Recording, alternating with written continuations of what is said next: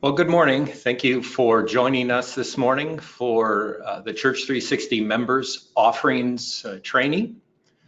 My name is Tim Burke, and I'll be the trainer for this morning.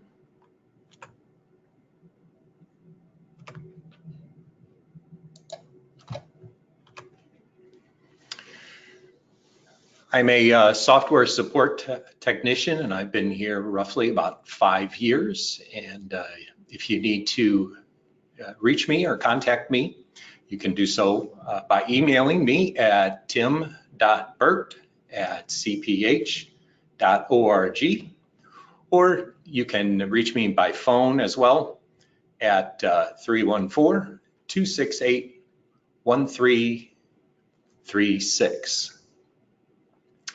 And we've gone ahead and muted all phones and microphones. And if you have any questions during the webinar today, you can feel free to type those questions into the questions window there on your screen. And I will answer any of those questions at the end of the class. I also have a support person with me today. His name is Dan Ray. He's a software support technician as well. He'll be answering questions throughout the webinar if you have any, so feel free to enter those in at any time. And he can be reached at dan.ray@cph.org or by phone at 314-268-1332. All right, let's begin this morning and just talk about the overview, our agenda today. Today's class agenda will include just this overview here that we've already begun. And then we'll have a time of discussion and training.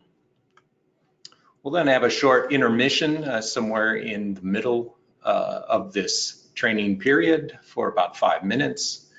And you can then get up and take a break, and then we'll return into another discussion and training session of roughly 30 to 45 minutes. Then we'll have a short quiz at the end just to go over some of the several points, just to make sure that we're learning what we need to learn through the training today. And then we'll have the Q&A session at the end. So a quick overview, we're going to talk about the login screen of Church360 members and the prerequisites that we want to consider when we're thinking about entering offerings. Those prerequisites are making sure that we have offering funds, that in case we do want to assign envelope boxes, if your church uses envelopes, we'll run over that. We'll also talk about pledges. Some churches use pledges, others don't, but we do want to cover that today, just in case some of you who are attending today's webinar use pledges. Then we'll also look at smart groups as it pertains to offerings. And then we'll get into actually entering offerings, viewing the offerings view in Church360 members. And we'll talk about batches.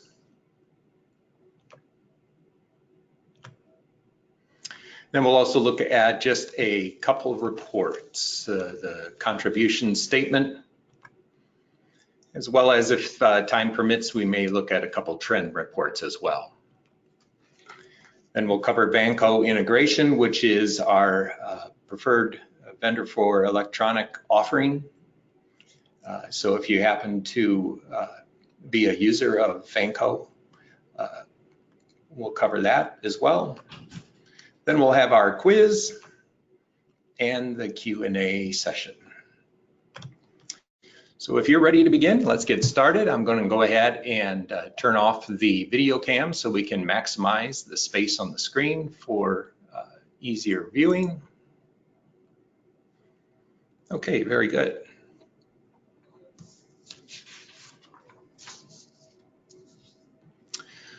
Let's see, let's bring up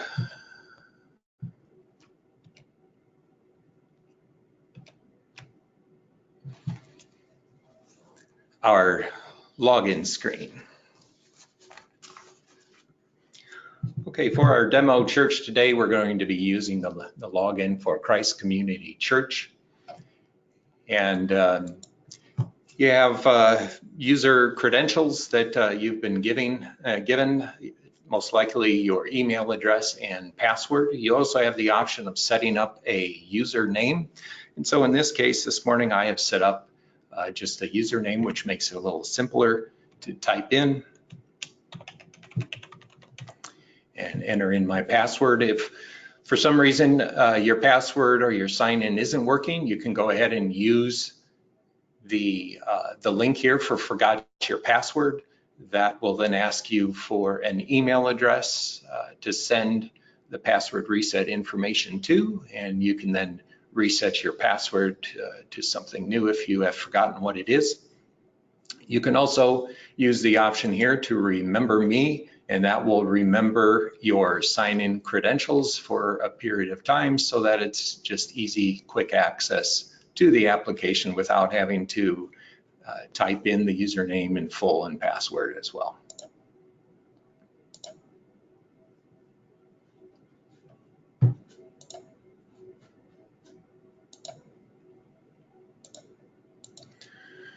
All right, generally speaking, you'll be, when the application opens up, it will open up into the people view here, where in this particular view, you do have 4 different perspectives of people, either by individuals, households, givers, marriages. So it might open up to any one of those 4. And usually it will remember the last view that you used. And so when we first arrived here, it did have the filter drawer open because I was working with that a moment ago. But once we're in the application, on the navigation bar at the top, we see basically the 5 different views. Depending on what your set of permissions is in the program, you may or may not see all of these 5. Right now, I'm signed in as an administrator, and so we'll be able to see everything for this training period. We'll be looking at the offerings view mainly today here on the navigation bar. But before we talk about offerings and enter those offerings in, we do want to spend some time just with those prerequisites of what we need to have in place, or what we need to consider having in place to record offerings appropriately. So the very first item we want to talk about is offering funds. So let's go to the gear icon here in the upper right corner. That's our settings icon. And when we click on that drop-down menu under collections, we see the option here for funds. In our demo database this morning, we already have a list of offering funds. You'll see them listed here on the left side. The name of the fund that has been created, the number that is associated with that fund, and it's optional whether you want to use fund numbers or not. It just makes for a little bit easier entering of the offerings when you're just needing to type in a fund number rather than typing in a fund name or having to choose from the drop-down menu. But any of those options certainly will work. Besides that, to the right of that, we have the color assignment here, and that will just help us with categorizing funds. You can put a number of offering funds that might have similar reasoning behind it, like men's ministry, women's ministry, young adults ministry, and all have them one color, things like that. It's just a way of organizing your funds and color coding them. Next to that, we have a link here, a quick link to what's been given to the fund year to date. And if we were to look at, let's say, the general fund here, that's the most common fund that we're using today. We can click on this quick link here of the 35,000+, and it takes us directly to the offerings view and shows us those offerings that have been given to the general fund for the time period that is listed here in the upper left corner. I'm going to use the back button in our browser to return back to our funds view. So that's mainly the funds window here. What I'd like to show is just adding a fund. I'm going to add a Bible study fund this morning. And looking down our numbers here, it looks like the next number available would be 14. So we'll make this Bible study fund number 14, and we'll just go with the green color. And it's always a good idea then to have that information entered in, to remember to hit that add fund button here on the right. Now, once you're adding a fund, it drops the fund right here at the top of the list. In this case, it is in alphabetical order. Bible comes before building, and if we were to create a fund somewhere else in the alphabet, these are sorted alphabetically. So if you were to refresh your screen, then at that point it would alphabetize that fund that you just created in the appropriate spot. Now, some churches may not like the funds as much to be sorted alphabetically. So an option that we do give, if you'd rather see these funds in a numerical order, what you can do here is, let's say, take each of these fund labels and type your fund number here in front of the name, save it. We got the general fund. Let's see, where's 2? Here's 2. Mission fund. And the youth fund here is 3, just to give you an idea. And then refreshing that browser page will then put your funds in numerical order if that's the way that you would prefer. But with inline editing here, you can easily make those edits and changes at any point in time. I'm going to go ahead and clean this up, put it back to the way it was.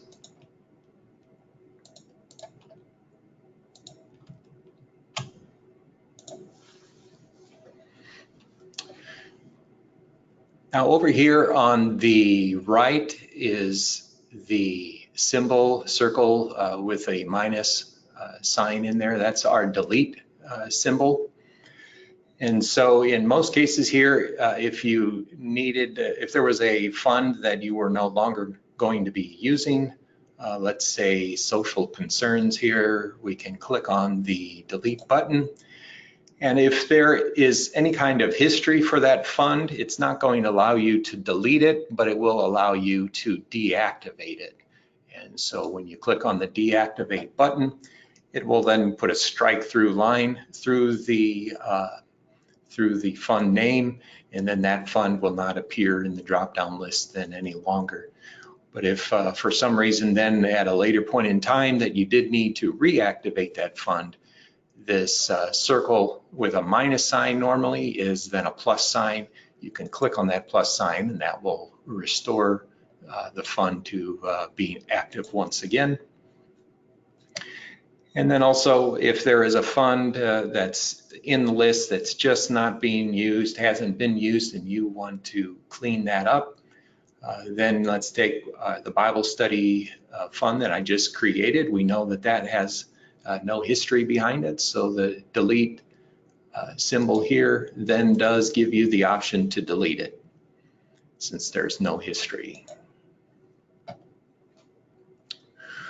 One other option that is available here, you might see the additional text that's to the right of the VBS fees here. If we click anywhere along the row here that's shaded, that will open up that particular fund for editing, and we'll see that the option to exclude this fund from contribution statements has been checked, and that will then just keep that particular fund off of the contribution statements that you might mail out on a quarterly or biannually or annual basis.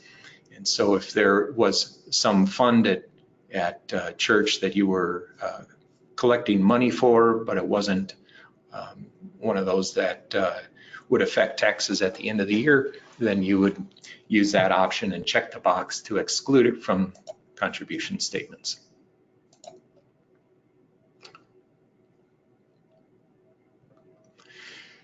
And then in the upper right corner, as in most of the display screens, there are usually a set of options here.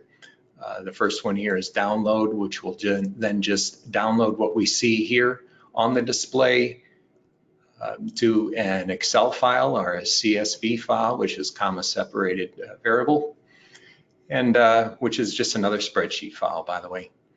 But this would just download or export what we see on the screen here to a spreadsheet. And the other option here is our print option, where if we click on that, it will give you a preview of what would be printed. This would serve as a funds list or a fund summary list. This will show the funds, the number that's assigned to them, and then also give the year-to-date amount that's been recorded thus far. And so that could be printed and sent to someone responsible who needs to see the fund summary. And then here in the browser preview, you do have the option of seeing it as portrait, which it usually defaults to when it first displays, and you can always go landscape. If you do go landscape, then usually more information is available to go across the width of the paper. So there might be another column of information that's available. In this case, just showing that the VBS fees was a fund that was excluded. I'm gonna go ahead and close the preview window at the top.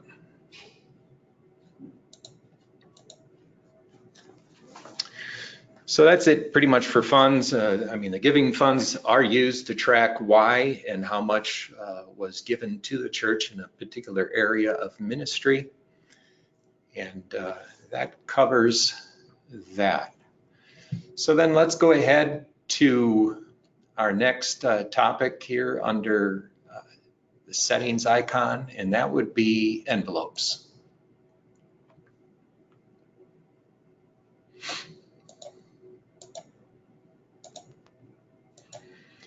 Okay, here in our envelopes view is where we actually do the assigning of envelope numbers and renumbering them if your church renumbers on an annual basis. Now, in Church360 members, offerings can be recorded for people without an envelope number. This is just optional. Some churches use envelope numbers, others don't. And so it's not required, but we want to be able to meet the need of whatever your church might have. So in this case here for envelopes, this is right now I've got this filtered, this display view, to show everyone in the database. So you'll see some of these individuals or couples in some cases have an envelope, a current envelope assigned to them. And as we scroll down the page, there's a lot of holes, people that aren't, that don't have an envelope assigned, and that may be appropriate for them. But when we're thinking about assigning envelopes, we want to look at the big picture. So I think it's always a good idea to show everyone. And let's first look at renumbering as if it was one of the responsibilities you had near the end of the year to prepare for the renumbering of all your church contributors. So in this case, what we'd want to do, we'd want to have everyone showing, and we'd then want to clear all, which then once I click on that button, it's going to clear the next envelope column here. So that clears out all the numbers and prepares them for renumbering. Now, if we were to use the renumber option in the lower left corner, starting with the number 1, I'll just go ahead and click that. That's going to give a number to everyone who on this in this view who does not have the don't renumber checkbox checked. So as we go down the line, it just applies those numbers alphabetically throughout the alphabet to everyone listed there. Now I realize that you wouldn't want to assign envelopes to everyone in your database. So that's where filtering this display into something more meaningful would be good. So let's go ahead and discard these changes that I've done with just the renumbering option. This takes us back to the previous saved state here of the numbers that they currently have. I do want to go ahead and clear all numbers once again. And in this case too, let me point out here that this number 2 was not cleared. In this case, we have a check mark in the box for don't renumber. If the contributor has an envelope number assigned to them and you check the box for don't renumber, it's going to maintain that number for that contributor throughout the years, as long as you have this box checked. So in this case, if they wanted to keep their number permanently, you could use that option. If not, if you want to go ahead and renumber everyone, just go ahead and remove those check marks. We can clear all again, and then that number 2 is removed. Now up here, some of these people, if you just know for a fact that this person was a visitor or is no longer attending the church, you may want to just go ahead and check the box to not renumber. That in a way protects the field from being used in the renumber process, and it will just ignore those fields.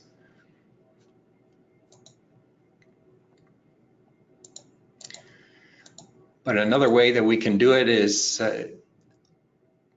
after we've cleared the next envelope column for everyone, we can then use the 3-bar button here, which is the filter drawer, and we can then further filter this display now that it's been cleared. Just be, well, let's see, let's look at, we could say that we might just want to assign envelopes to the members in the church. And that reduces the number down to 201 from our previous 246. And so then those 201 members would get assigned an envelope. But in some cases, even though you have someone who is a member, they may not attend regularly and they may not contribute. So another way that we can look at this or consider is, well, let's see, let me change it back to everyone first of all, and then let's create a trait, a filtering trait that uses the contributed to option. So I want to see people who have contributed to any fund. Let's just say maybe in the last 2 years, any amount and any payment type. So in that case, we've filtered down from our 246 people in the database to basically the 112 people who have contributed to the church in just the last 2 years. And this might be the group of people that we then want to renumber. And so we can then begin with the number 1 and renumber them.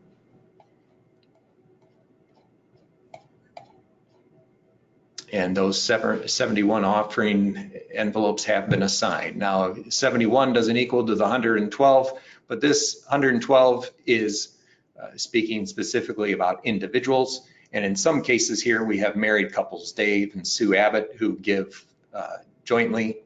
Brian and Molly Chung do the same, and we have a bunch of married couples. So all in all, that accounts for 71 envelopes that are assigned to the total of 112 individuals. Once we have the renumbering process done, then we have two options here in the lower right corner. We can either apply this change right now, or we're able to schedule that for a later date. And so just for the example today, let's go ahead and apply this change right now, and then we'll turn right around and schedule an envelope renumbering assignment as well. So hitting apply now then gives us this confirmation window showing that we are about to apply changes to 73 envelopes, and the warning that this change will take place immediately and cannot be undone. So please be very careful with what you're doing when you're assigning envelopes, so that you're sure that you do want to go ahead with this process. I'm going to go ahead and apply that now. And then you'll see that this numbering sequence has been applied now to the current envelope for all of these individuals, and giving units when they are husband and wife, a couple that's giving and contributing jointly. All right, and then if we wanted to also prepare for that renumbering process for the beginning of the year of 2020, let's also look at that as well. And let's maybe say, let's go with people who, let's see, let's get rid of this trait there. And then let's go with people who have an envelope number at all. And that would be our list of 112 people, because we had cleared our list. If you remember, we cleared our list completely and then assigned those 112 envelopes. So let's say that we want to reassign them, and just to show the change, let's begin with the number 101 for the year 2020. I'm going to go ahead and click the schedule button here in the lower right corner.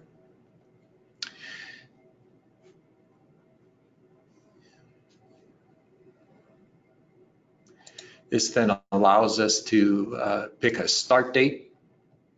Well, let's see here. There's one step I forgot, to renumber them, starting with 101. There we go. So now the new numbers beginning for the 2020 year have been put into the new envelope number column. When we click schedule at this time, now it's showing us that we're going to renumber 71 envelopes. We can choose the date of January 1. We might want to say January 4th, just to allow us several days here in that first few days of January to still get in any kind of offerings from the previous year, from 2019. So we may want this renumbering or envelope renumbering to take effect the Saturday before our church services begin on the 5th. So we would schedule that for the 4th. We click save. And so now that that particular reassignment is scheduled for January 4th, and we see that that is up here in the upper left corner as being scheduled for the 4th. It's showing that their current envelope numbers here are these single-digit envelopes, and following that. And until then, or I guess through this date, through the end of the year, that will be their number. And then come January 4th, the scheduled envelope then takes place, and those will take the place of the other ones. Now, if for some reason you do need to make a change here and reassign an envelope number, you can always come into the scheduled job, and maybe you have another series of numbers and you want Dave Abbott to have 501, and maybe he gives Dave and Sue give electronically, and maybe Julie billings gives electronically. So you might need to make some changes between now and the end of the year, and that can still be done right here when you're in the scheduled job. We can make those changes and then just click the save button, not the apply now. That would apply those changes today, but just the save button to save those changes to the scheduled job. And it holds on to our 501 and 506 change that we made. And then if you find at some point in time too that your scheduled job for envelope reassignment is incorrect and you just want to start over, you find out in December that some additional people had started coming to the church, and you want to make sure that their envelopes are alphabetized and they're assigned numbers according to their last name, you can just come here and delete the scheduled job with the delete button. It will ask you to confirm that you permanently want to delete it, and I do. And then that scheduled job is deleted. So you don't have to feel like you're tied in and with the envelope assignment that you originally had put in there. You can make changes to it at any time. You can delete it and redo it. So you can use the months in fall here to get that all prepared for the 2020 year. Okay, we talked about, let's also look at, let's say through the middle of the year, you do have other members in the congregation who start giving and you need to assign them an envelope. You can certainly do that just on a one-by-one basis here. So let's say that Allie Baxter here needs to get an envelope number. If I click into the cell here of the next envelope number, you'll see that there's in a light color here, there's a number 72 listed. What that's showing you is the next available envelope number. You can choose to use it if you'd like, or you don't have to. But in this case, I do want to go with 72. And so Allie here, Allie Baxter, for the rest of the 2019 year is going to use envelope box 72. Given her the envelope boxes, I can apply that change right now. It will then ask me to confirm that I do want to apply that change to one envelope. And the envelope has now been assigned to Allie, number 72. So assigning envelopes throughout the year on a one-by-one basis is as simple as that.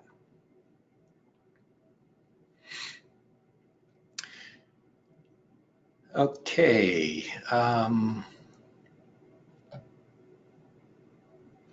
You know what? Let's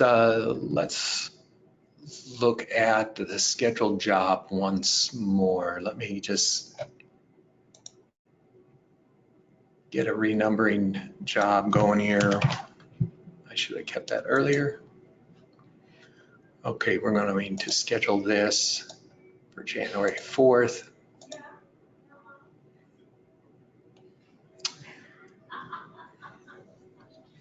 All right. So what I did want to show is once you have your envelopes assigned for the coming year, you are able to print those envelope box labels ahead of time as well. So if you wanted to have those ready for the church membership and set out on a table or mail them sometime in December, that can be done.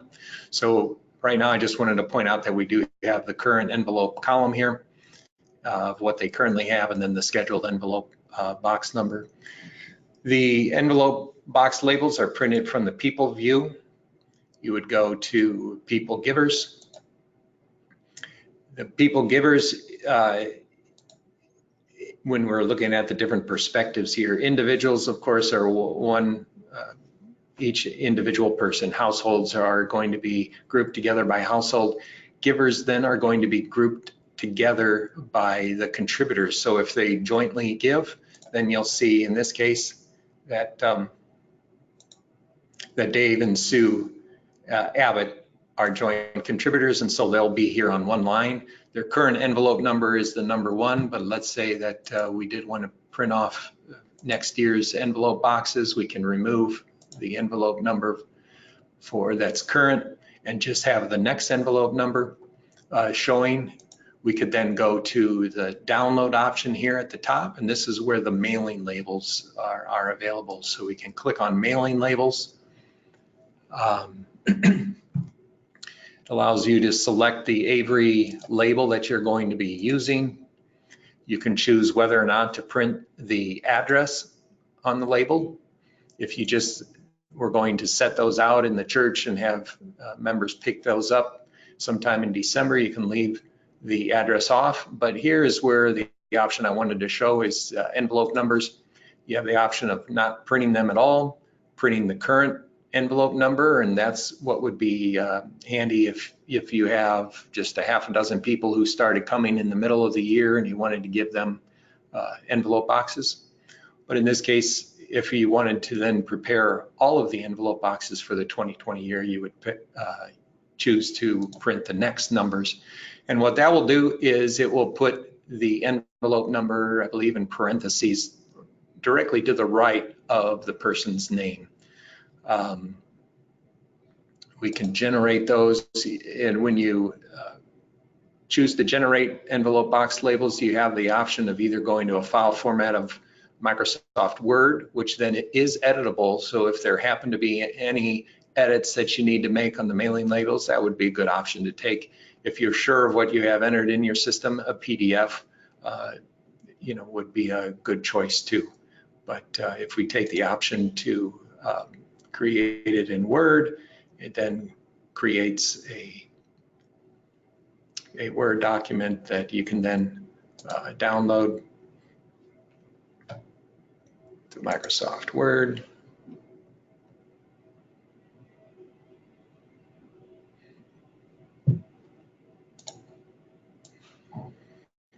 And then this is what appears, the labels in the appropriate Avery format with Dave and Sue Abbott and their envelope number directly to the right.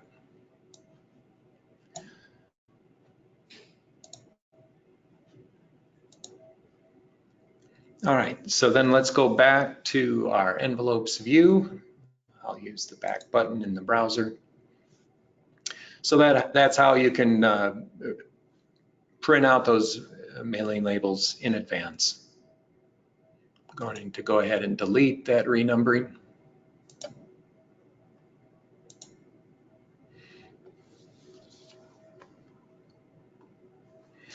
All right, then I also want to touch on pledges today. So let's go to settings and then pledges. Now there are a few things that we do want to consider here in the beginning, the 4 pledge rules that we have. So regarding pledges, pledge rule number 1, pledges can be entered at any time regardless of the date. So any time of the year, you can enter those in even after the pledge campaign maybe has begun. You can still enter those pledges in, and once offerings are either offerings that are in the system already or will be entered from this day forward, they will then be attached to the pledge record that you enter in. Pledge rule number 2, offering records entered into Church360 members are automatically attached to the active pledge for that time period. And so there's, you don't have to select which pledge from a drop-down list. It's all done automatically for you as you're entering in offerings.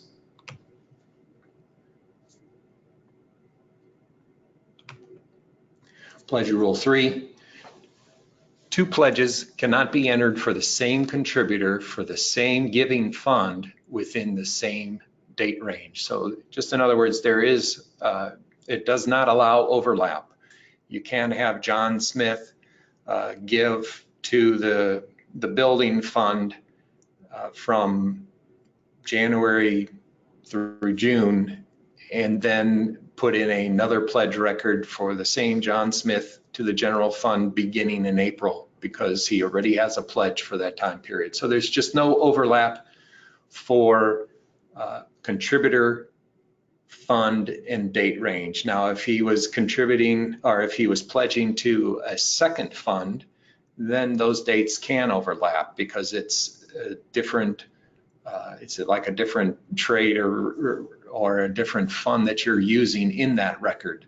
But there just can't be any overlaps of the dates for the same fund. And then pledge rule number 4, new pledges should be entered each year. You shouldn't go into a current active pledge record that's there for 2019 and then change it and extend the dating or put the dating in then for January 1 of 2020 to December of 2020. You should have a separate pledge record every year because those pledge records are accessible for historical reasons. All right, so here's our pledge record entry screen. We got a couple pledges that are listed here for the 2019 year. Let's go ahead and just add a couple more. Let's go to Dave and Shirley Alexander.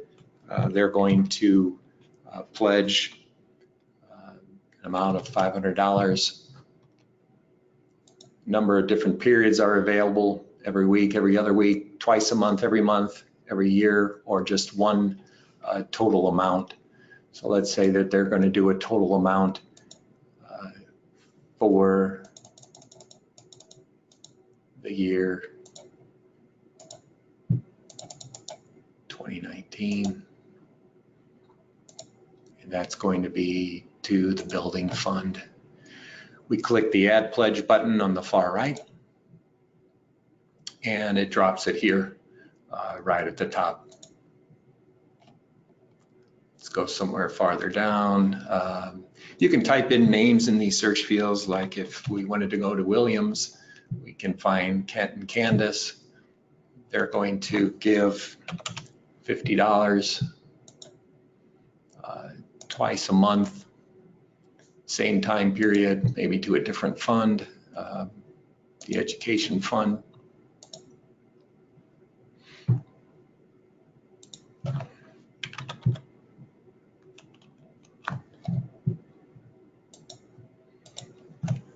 My lender's going to give $100 every month to the general fund, so on and so forth. All right, and then as you enter in these pledges, even if it's, as I had mentioned earlier, you can enter them in at any point in time through the year. In this case, David and Suzanne Abbott have already given to the general fund in 2019 an amount of $1575. This is a quick link similar to our funds view earlier, so we can click on that. It will take us directly to the offerings view with the Dave and Sue Abbott filter tag here in the upper left corner, and it's showing us the 5 offerings that they've given to that fund so far this year. You can always also get rid of a particular filter in the upper left corner just by clicking on the X. That would remove the filter of Dave and Sue Abbott and bring us back just to everyone once again in that view. Let's go back to our pledge entry screen. So that's this quick link column here. It also is a way of, once again, if we were to print this pledge view, this would give us a status. If we go, I believe, landscape, there we go. It is able then to fit in a little more information and give us the status of pledges for the contributors who have pledged. Shows what they're pledging to give and then what they've given to date.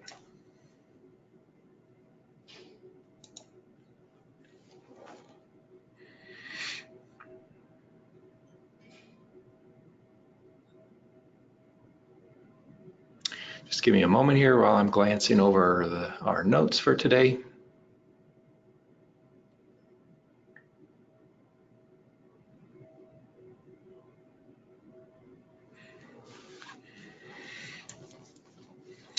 Also in this view, in the upper right corner, we do have the option of just seeing active pledges. That's there by default, but if you did want to look historically speaking, we could go from active to all. And then the page will fill up with not only 2019's pledges, which are here at the top, but also 2018. And as you scroll down the page, it continues to gather more records from the database. And now we're into 2017. And it continues to show what they've given to date to that pledge in 2017. So historically speaking, this would give you a good pledge listing.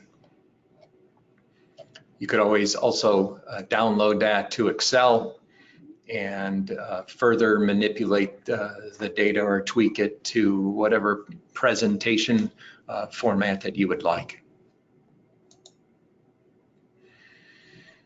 Okay, I think that does it for pledges, and it is roughly 10:45. Let's go ahead and take a break or take our intermission. So I'm going to go ahead and mute the mic for roughly 5 minutes, and we'll be right back then. Feel free to stretch your legs and get a drink of water, whatever you might need, and I'll see you back here in 5 minutes. Thanks.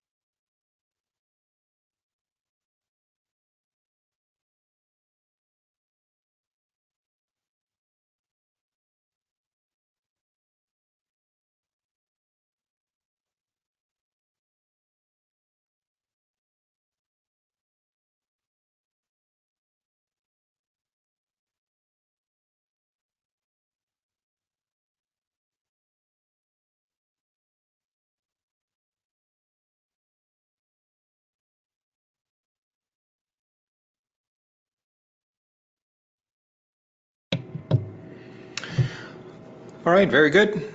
Let's come back from our intermission, our break, and dive back into offerings.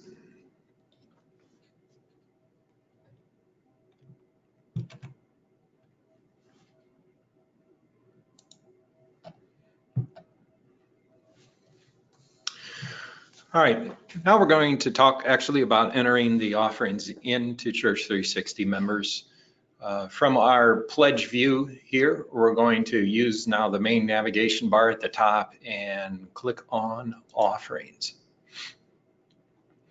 In this particular view, I'll just kind of go over some of the different points on the screen of interest.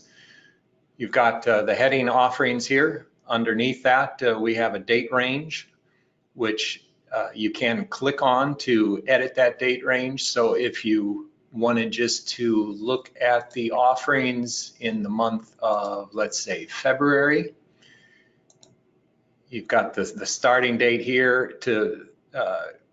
To adjust the ending date, you just take your cursor and click somewhere here in the ending date area. That brings up the pop-up calendar for that view. And we can then go to February 28th.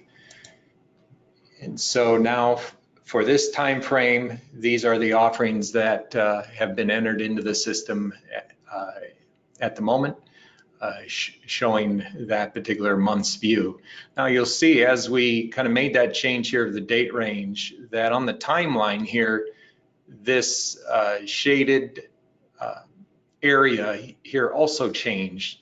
We can set those parameters, those borders here with pop-up calendars in the upper left corner, or you can also drag these handles. I'm going to left click on this handle here on the left side and then just drag it out farther to January 1. And so now we have also changed the date here to January 1. So you are able to use these handles to open up your or collapse how many offerings you want to view on the display. And the other interesting thing about this span of time here is if you left click and hold anywhere in the middle of this where you kind of see the cross arrows that I have in the middle, I can left click, hold, and then drag this 2-month time frame to another area on the timeline. So let's go to September 1 of 2018. I release the mouse button, and then now what's showing is September 1 through October 29th of 2018. And those dates here along the left side correspond with that. So you can also use the timeline graph at the top to adjust what you're going to see on the screen.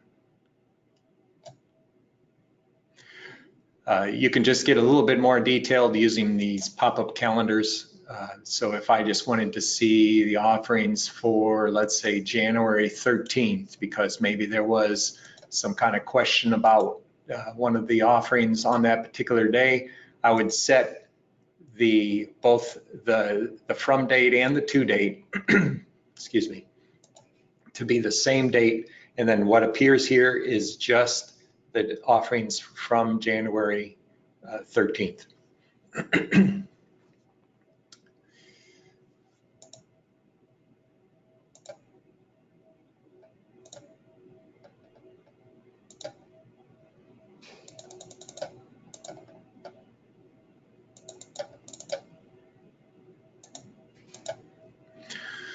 So right now, these are the offerings then for this year, 2019, to the current month.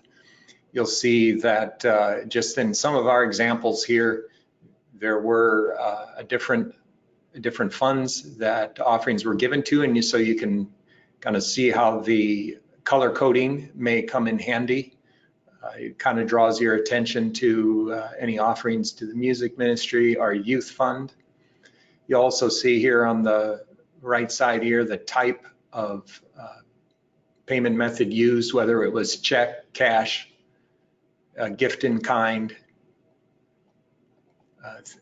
whatever method was used. And then if a check was used, then the check number also appears here along with the total of the offering. You'll see here that there is an option where if an offering is given where the total amount is split up between 3 funds, that can also be done, and I'll show you how to enter that in here in just a moment. But then that also does give the grand total here on the right, as well as the subtotals here for each of the individual funds. So when we're entering an offering, entering offerings, what we'll want to do is use the new batch button here in the upper left corner. We'll then choose a date. Let's see, we don't have a whole lot of offerings, only through March. Let's go maybe back to the month of April in this case, and go to April 7th. Normally, I don't, in this demo database, I don't have a Sunday event already created for April 7th, a church service that is marked as being a service where an offering is taken. So at the moment, it's not showing an event here. If I had one there, we would be able to select that. And but you can also track attendance, or I'm sorry, you can also track offerings here, even on events that aren't marked for that. All right, so our date of April 7th that we selected is here at the top. It starts us off with just loose offerings, but in clicking in the drop-down arrow, then we are presented with our list of people in the database. And you'll see here for Dave and Sue Abbott that their envelope number appears in parentheses to the right of their name. And as we scroll down the list, some of those other envelopes that we assigned earlier in our training now appear to the right of their name. And so what the idea behind offering entry is this was designed to where you don't really necessarily have to use the mouse at all. You can at least start out by opening this drop-down arrow, but at this point then I move the mouse over to the right side of the screen because all of these drop-down menus are actually active fields. So let's say, for example, that I left my mouse here over Dave and Shirley Alexander, but I typed in the number 1 for Dave and Sue Abbott. It should just take Dave and Sue's name if I press the enter key, but you'll see that it took James and Aaron Collins, and that's because once I had the number 1 here, the cursor was still just resting in this active window and it chose James and Aaron Collins. So it's important that if you're going to use just the keyboard to enter in offerings that you move your mouse over to the right, and that way then you'll get the appropriate people in your offerings view. So in this case here, I'm going to take Dave and Sue Abbott. You'll see that the payment type here is also corresponds with numbers on the keypad. So a number 1 is cash. A number 2 is check. Number 3 is electronic. And number 4 is gift in kind. So moving the mouse over to the right again, I'm just going to take number 1 as cash. And then pressing the enter key jumps me over to the fund field, and you'll notice that it just skipped right over the check number field, and the application knows that since you didn't choose payment type number 2, check, it knows just to skip over that check number field. So pressing the enter key took me over to the funds. We can then just go with general fund in this case, and Dave and Sue Abbott gave $100. I press, you don't need to put a decimal in the 00 for cents, unless of course the offering includes a particular cent amount, but you can just enter in 100, press the enter key, and it then saves that offering. Now it drops us down directly to the next line, and so we'll go with envelope number 2, which is Sally Baxter. I press the enter key, and she also gave cash to the general fund, and she gave $50. Now I'd like to just have you look on the far right here of the screen where the cursor is circling. And when I press the enter key, you'll just see a saved flag appear just for a short time. There it is. And then it will disappear. That's just letting you know that the record that you just entered in data for now has been saved. There's no save button here in offerings entry. It just saves as you go. And so that's just confirming that offering was saved. So let's continue on here. We'll go with envelope number 3, Troy and Kira Belton. Let's say they gave check. So I'm going to press the number 2.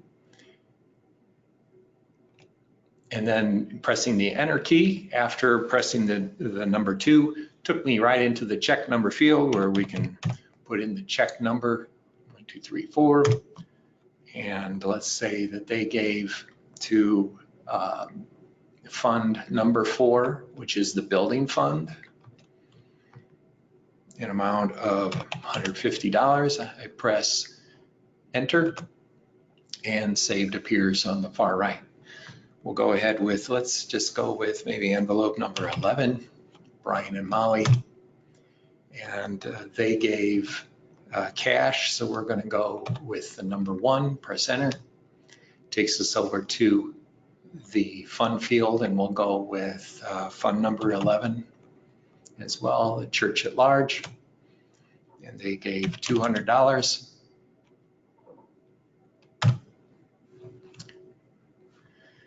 And let's go with maybe envelope 54, Eddie and Amy Powell.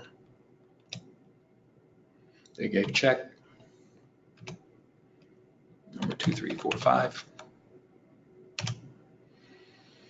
Let's choose something else here, maybe education, $20. In this case, let's just stop here. I've entered in the 20. I haven't pressed the enter key yet.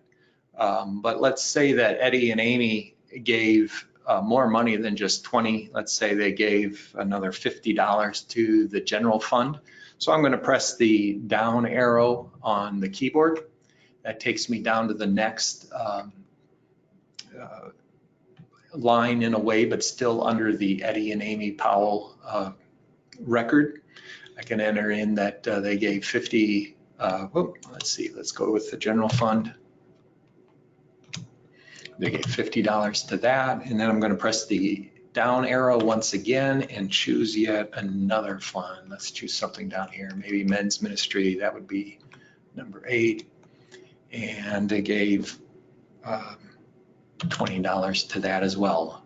Now when I press the enter key, because this is all that they gave, $90, I press enter, and you'll see that that record is saved, but it does save the 3 funds that they're offering covered. They gave a total of $90, and it's broken up between these 3 funds.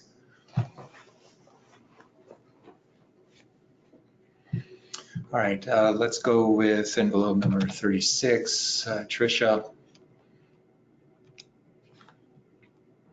And she gave cash to the general fund as well. All right, and then let's say at the end of this batch of offerings, you also had just loose offerings, money that came in on the plate. And so we're going to go just with the loose cash. And let's say that maybe there was someone who gave, and you normally assign envelope numbers to all of your contributors. So in this case, somebody was visiting, they gave the offering, they didn't have an envelope number, and you want to stay consistent with that, well, there is still a way that you can do that. We can go ahead and choose cash to the general fund, and we had $25.36 in this case, and I want to go and enter in a memo. And let's go ahead and say this was John Smith, who had given that offering, but he is not, it doesn't have envelopes. So you are able to still track an offering and leave a memo to say that John had given $25.36. I'm going to go ahead and press the enter key, and that memo then is there.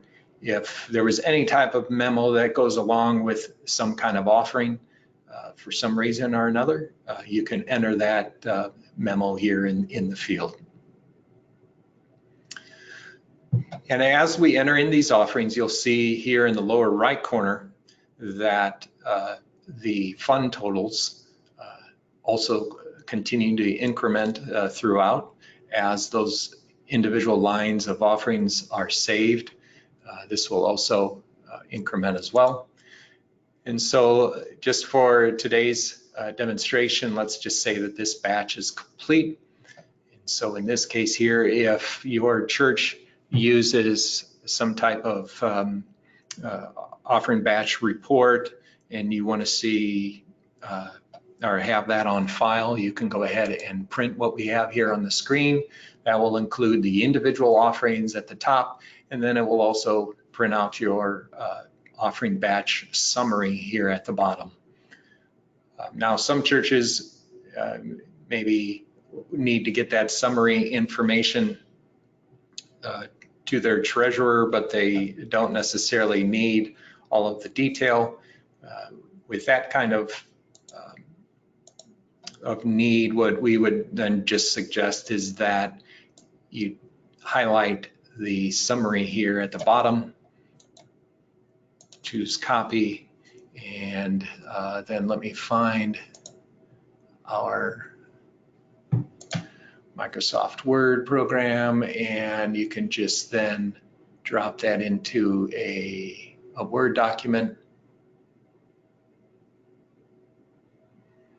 Just bear with me a minute here.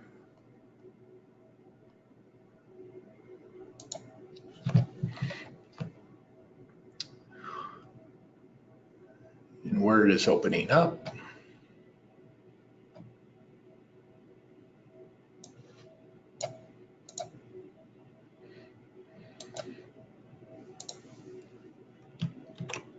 And you can then just paste that summary into a Word document and then send that document to the individual who is responsible or needs that.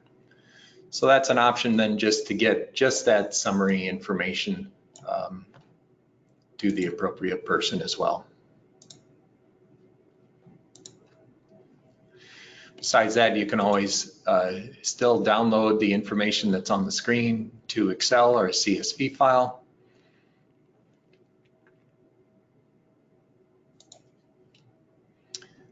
And we covered print, and I believe that pretty much does it. Oh, and if for some reason that you find that you misentered an offering for someone, you can certainly go back just to the offering record that was saved, and let's say it wasn't Sally, but let's see if there's another Sally. Yeah, instead of Sally Baxter, it was actually Sally Smith who gave the offering. So you can edit that offering to the correct name. If the amount and the fund were all correct, we would just need to save that line here. And then now that's been changed from Sally Baxter to Sally Smith. And so that then completes our offering entry. Let's go back to offerings view and see that information here for April 7th is now at the top of the screen that we just entered.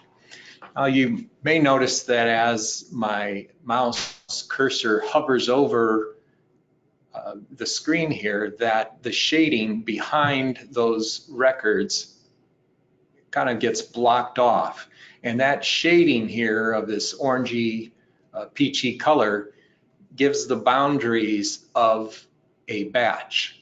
So these offerings here that are shaded were a batch for April 7th. As I move down here to March 10th, it immediately jumps down to that batch from March 10th to February 17th. So that designates where the batch limits are. So if you need to edit a batch afterwards, we can certainly do that by I would suggest that you come over here to the date column, and you can just click anywhere here in this region, left click with the mouse, and that takes you back into the edit batch mode, which we were in earlier to enter in offerings. And then you can enter in an additional offering for the person maybe that you missed. The Abbotts, they gave $50. We've saved that. You can then also reprint your report then after you've made the edit or the change, it picks up that David and Sue Abbott gave cash of $50.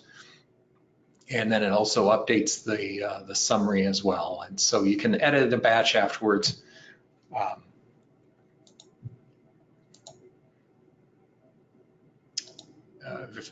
Just real simply.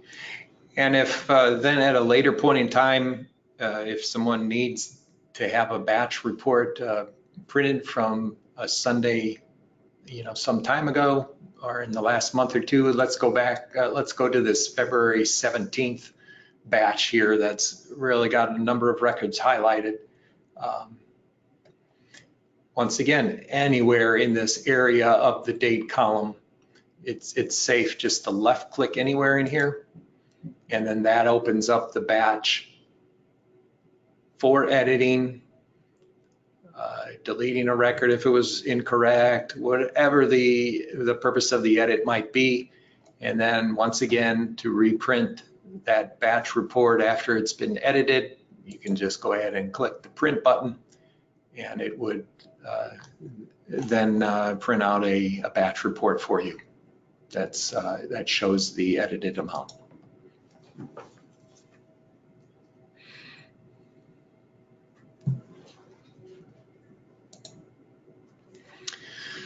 Let's see, also here within offerings view, I did also want to point out that there are, within this offerings view, there are like 3 different like subviews in a way, or different perspectives of looking at the offerings themselves.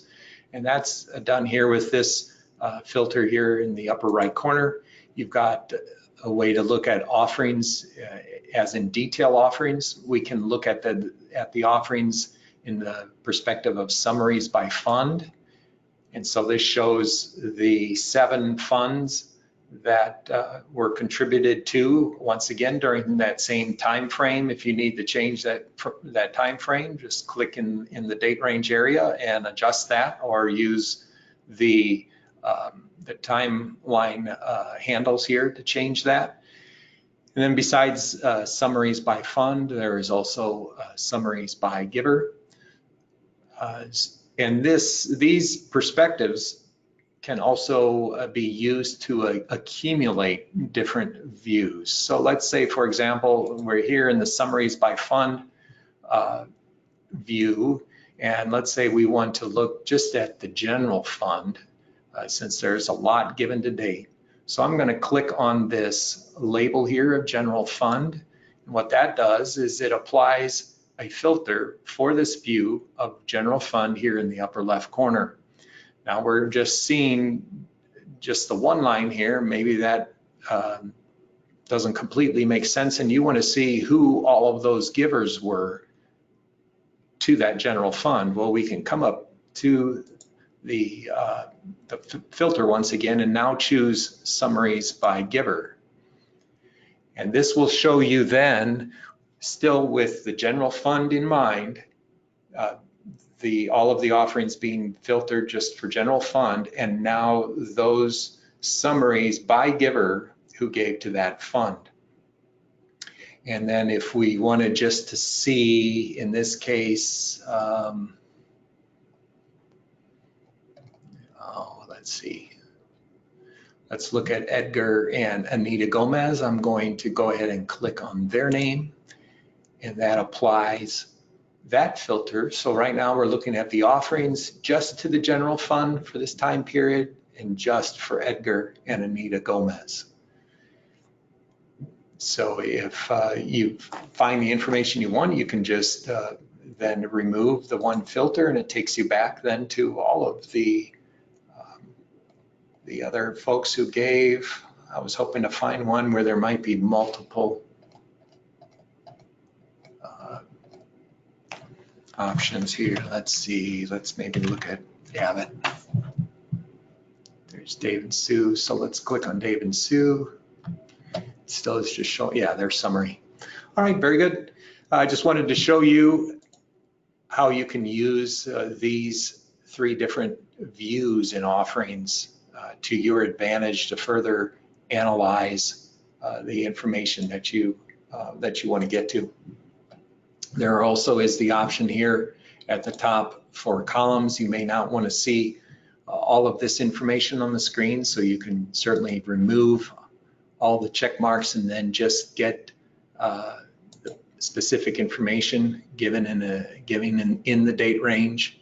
You might not want to see average. You want to show their envelope number, and if you have pledges, you can show the pledge for the date range if they're ahead or behind. In this case, there were a couple pledges in there for Mila Hunter, and it's showing that she's $900 behind.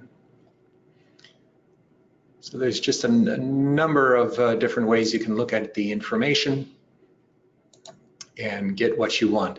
Oh, and also in conjunction with whatever columns you do show on screen,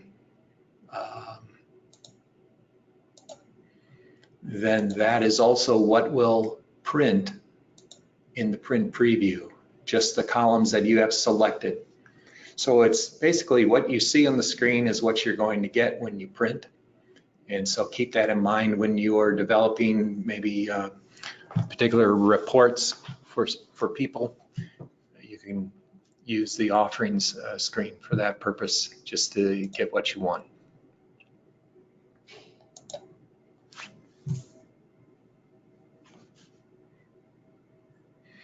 All right, let's take a look at contribution statements.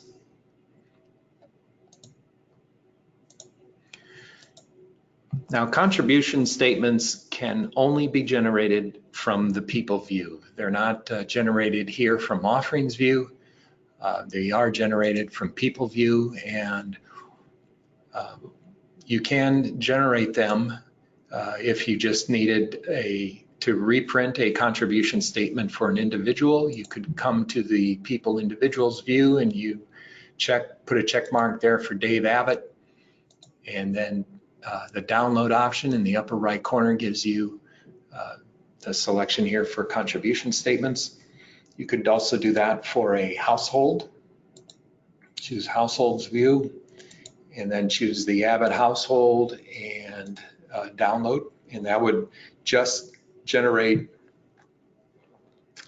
contribution statements for those that are in the household. So let's say Dave and Sue Abbott give jointly, and then Jacob and Lacey here that you see in their household are maybe adult children, and they would generate then those three statements, the ones for Dave and Sue, the one for Lacey, and the one for Jacob.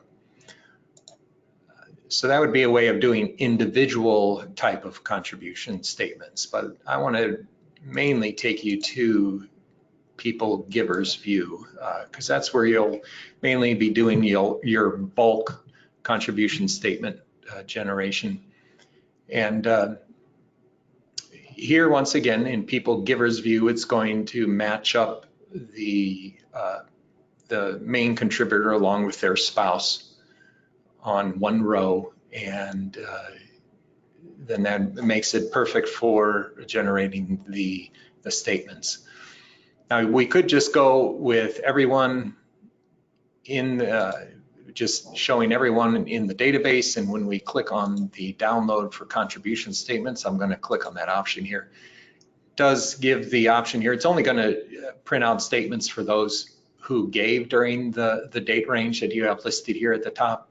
But in case you did want to generate empty statements, you would then want to put a check mark in that box, and then that would really generate statements for all 202 givers from everyone that we see here. Another way that we could look at this, if you wanted to come to people givers view, we could use the 3-bar button to filter this view and say people who actually contributed to any fund during year 2019, any amount by any payment type. And then we're assured just to have the 73 givers on the screen that legitimately need a contribution statement. So that would be another way of looking at it if you want to use that option as well. We've got columns once again. We actually want to see the envelope number that they currently have. So we'll go once again to the contribution statement options window, and let's talk about that. Here at the top of the options window, we have general and customize. Let's begin with the general tab. You have the choice of 2 quick links here. Last year, you can click on that. That will do January of 2018 through December 2018, or the this year shortcut, which is automatically populates those dates for you. If not, you can click in the actual date fields and you'll get the pop-up calendar that we see, and you can then put in your quarterly dates if you'd like. So whatever is needed in this particular case, we won't check the option to generate empty statements. I'll go to the Customize tab, and here we have the option to include a summary of givers' pledges. We can also choose to include an itemized list of each offering. That would be every offering every Sunday that they gave. If you don't check that, it's just going to give you a summary for the fund. So depending on what you are interested in presenting on your statement, that's up to you. I'll go ahead and check the box for itemize this first time around. And we have the default IRS message that appears in this box. You can then change that if you would like. It is a limited amount of room. Only roughly 2 or 3 lines appear at the bottom of the statement. So be careful with how much you type in here. This is not meant to be a communication area for you to type in all of, if you have problems, contact, the secretary in the church office and more information. It's meant just to be strictly the IRS message, so keep it straightforward and simple. And we'll go ahead and click the Generate PDF for those who want a printed copy of their contribution statement. Once it's finished generating and in the working cycle, then this button turns into a download button. So I'll go ahead and click download. It opens up a preview window. And we'll see here that Dave and Sue Abbott's offerings for the year thus far are given. It has the church information here in the upper left corner, Dave and Sue Abbott's address. Gives the total amount that they've given, the $725. In this case, we did have pledge records for Dave and Sue, so it gives the pledge information and what they've pledged so far to September 10th and what they've given. So they're beyond what they had expected to give during that time frame. And then it has each of the offerings listed out. As we scroll down the page, then we reach Sally Baxter and Troy and Kira Belton. They've given to 2 different funds, and so those are broken out by fund with each of the detailed offerings. Now let's just take a look at this real quick on what it will look like if we choose to just summarize the data, and let's say that your church doesn't use pledge information, so let's generate those. So you'll see here on this bold line that the general fund and how much they gave. It's basically just a summary. If we get down here to the Beltons, you'll see where they gave to multiple funds, just the building fund, general fund, and how much they gave. It doesn't itemize and break it down into detail. So that will save paper and give you a one-page statement where you can imagine over a period of 52 weeks in the year that if you itemize or want to show the individual offerings, that could go into multiple pages. So you'll have to decide whether you want detail or just the summary.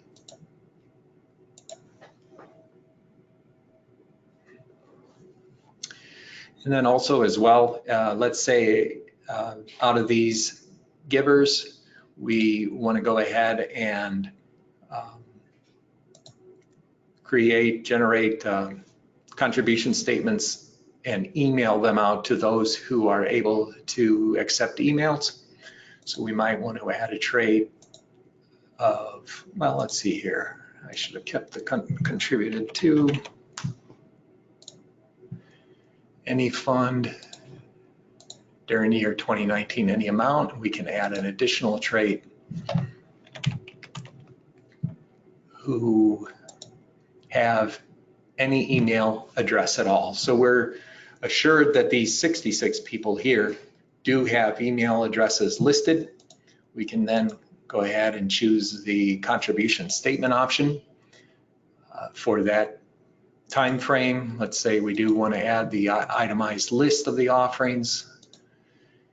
And then here you'll notice that the email message is underneath. This is what will appear in the email itself. So this message, you could potentially give more information than just what the small IRS message was in the printed statement, where it's pretty much limited to 2 or 3 lines. Here, this you can put in, of course, more information because it appears in the body of the email. So we'll go ahead and review and email these. When we click on email, you'll see that it does show the multiple addresses that Dave and Sue Abbott have. And so in this case, we know that we don't want to send contribution statements to the work email addresses. So we'll uncheck that. And I do want to point out that as you uncheck these work email addresses, this part of the application will remember what is selected. And so next time you come in to this view for contribution statements, the work email addresses will have already been deselected since it's remembering what I'm doing this particular time. And if we wanted just the contribution statement to go to Dave Abbott and not Sue, we can make the appropriate selections here. But all of those email addresses, it's kind of a one-time pass through this to make your selections. And then once you have that narrowed down, you can generate the PDF for each of these individuals and then send it, and it will send it through the email client that you have connected with your internet browser. So in this case, we have the Chrome browser set up, and so most likely that would be attached to our Microsoft Outlook program and or online email, and it will send those contribution statements out via email to each individual person. And Dave and Sue would only see their contribution statement. Troy and Kira would just be emailed their contribution statement. It does all of that, that matching up behind the scenes. Okay, let's go ahead, and I do want to cover a little bit of the Vanco integration in case anyone watching uses the Vanco solutions, payment solutions. I'm going to go to a different tab for this up here at the top. This is a different demo account that we have that actually has the Vanco integration attached. In this case, in order to set up Vanco integration, you would go to Settings, and then under the Admin section is the Vanco integration option. So I'll click on that. That brings us to this screen where if you are a user of Vanco, you're familiar that with Vanco that they give you a client ID, a user ID, and a password. That gets entered into these fields, these three fields. You apply then a start date of when you want to start the integration and whether it's active or not. And then you click the Add button. And that's then what generates this record underneath that we have. This is just our demo record here for Vanco. Once you have that information entered in, then you'll have that active sync with the Vanco Payment Solutions database. And I think it's usually twice a day it goes out and syncs with Vanco's server and brings in any offerings that were given to your church through electronic giving, and it then begins to appear in these areas, in these two buttons here, that there are 14 sync givers, 14 sync funds. So let's, as people begin to give through Vanco, it will appear here as people who need to be matched. So let's go to the sync givers. We'll see that most of these are matched already with people in your database. I have two that are unmatched just to give you an idea of how that works. So from Vanco, you'll see the column header here, Vanco giver, that's this column. This is the information that's coming in from their server, and that needs to be matched then to the information on Church360 member side, and that's this heading here at the top. So I'm going to go ahead and click on just anywhere in this area here.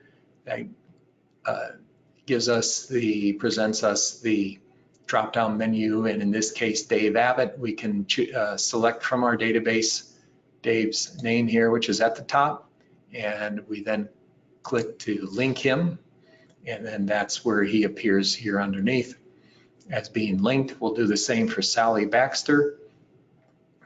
In this case, I can just begin to type Sally in here, and her name then appears in the drop-down. We select her name and then link. So now all of our givers are currently linked. And so as new people give, you'll be notified in your message queue here at the top that in this case there were two unmatched givers, which we just matched right now, and it would take you there. Let me close that particular view, and let's see.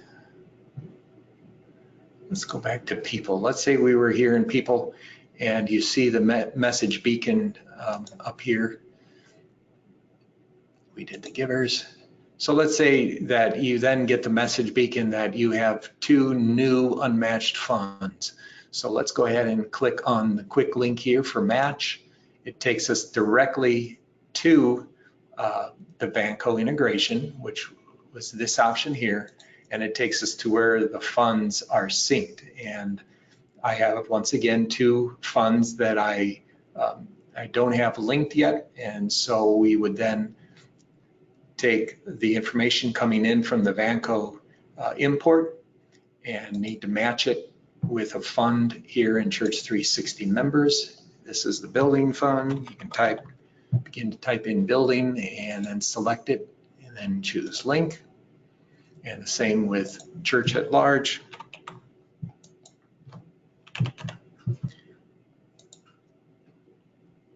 And link that. And then now all of our funds are synced as well. And so then that should take care of that particular message.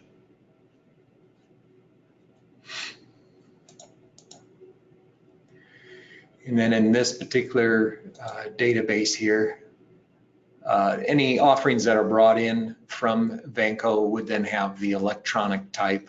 I did want to show you that as well. Earlier, when we did the offering batch, we put in cash and checks. And so if you're hooked up with Vanco, it will automatically bring these offerings in with a potential of twice a day.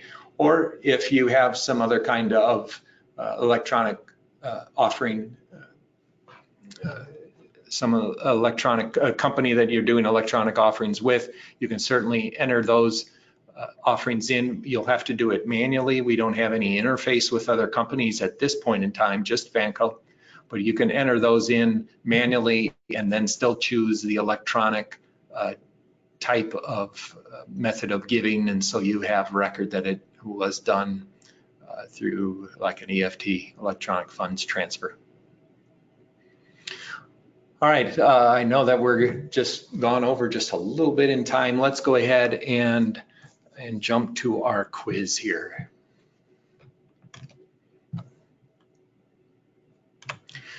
Just have a short quiz of just several questions. Nothing, you know, these aren't going to be, you're not going to be graded. You're not going to be marked if you get something wrong. It's just to make sure that I've covered the information well.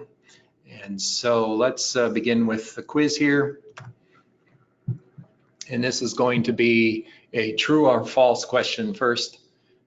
Let me get my option here. All right.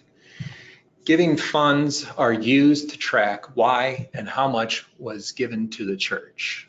Let me launch the question here. So you have a couple options there, just of true or false. If you wouldn't mind going ahead and clicking on the appropriate answer of what you think it is, and then we'll see how everybody's doing.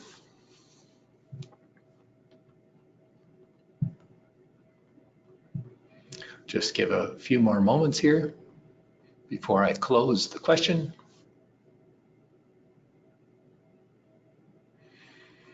All right, very good. Let's go ahead and close that particular question.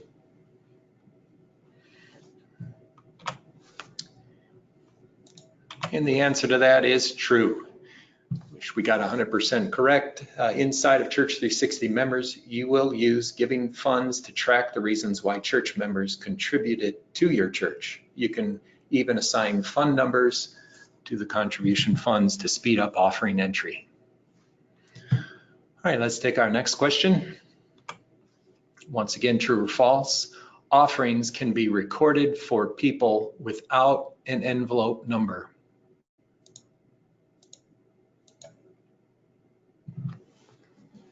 If you'd go ahead and mark what you think the answer should be.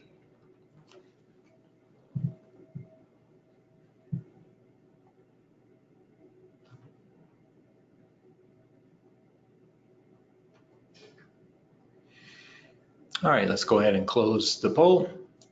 Got 100% saying that it is true. And that is correct. As long as the person is entered into Church360 members, offerings can be recorded for that person. Having an envelope number is not required. Very good.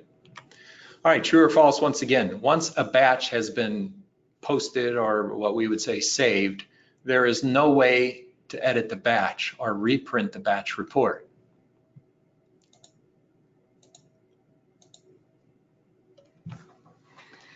Go ahead and answer that question.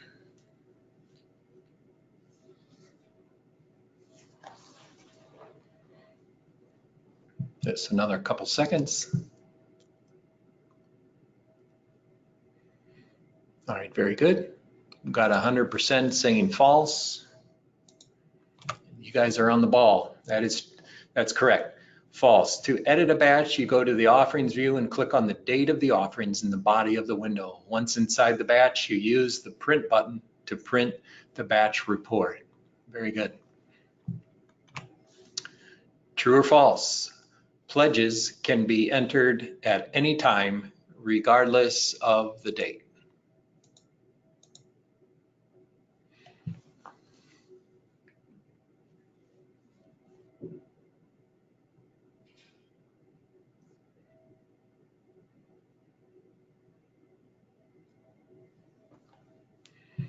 All right, let's go ahead and close the poll. Once again, we got 100% saying it's true, and that is correct. Users can enter next year's pledges now, and it allows a pledge to be entered or added once a pledge drive has started.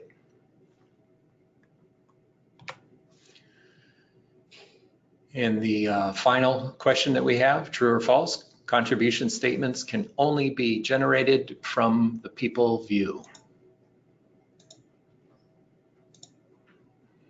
What do you think the answer is to that?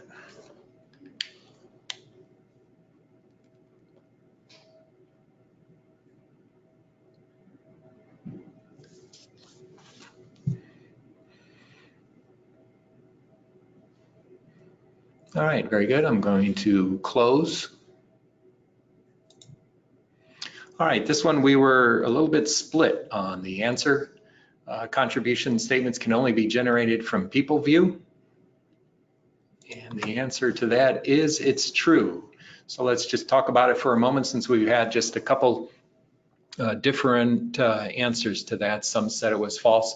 To generate our email contribution statements, you will need to click People Givers, select a smart group or tag if you desire. You click on the downloads and then click on contribution statements. So once again, let's go back to our offerings view. When we go contribution statements can only be printed here from this people view on the navigation bar, and then that's where the download option of contribution statements appears. And we can do that mainly from the people givers point of view. That's what we would want to use. All right, very good.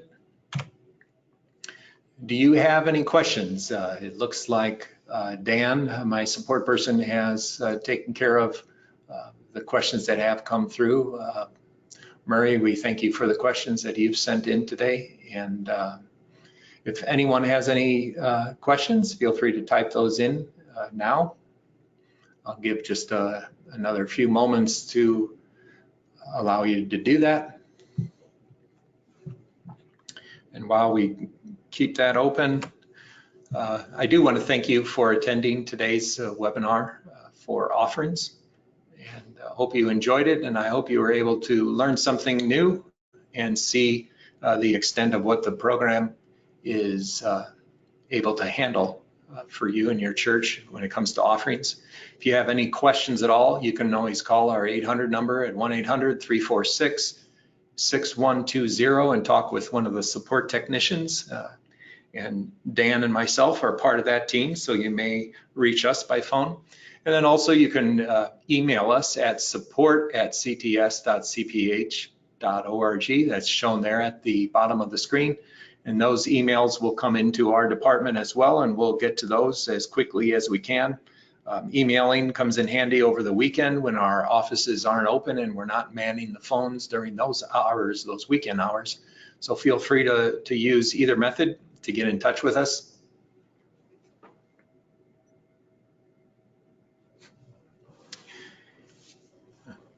All right, very good. Hey, thanks, Murray, for the congratulations for the Blues and the Stanley Cup win. That's right, we're excited. Our city's excited about that. And Karen asks about where do we find the recorded sessions. Karen, I believe that a follow-up email is sent to you with a survey about the presentation today, and then it will also provide you a link to where you can get the recorded session as well. So that will be coming to you via email here in the short term. All right, very good. That does it for today. Once again, thank you so much for taking time out of your day and being a part of this webinar. And I hope your day and the rest of your week is awesome. All right, thank you.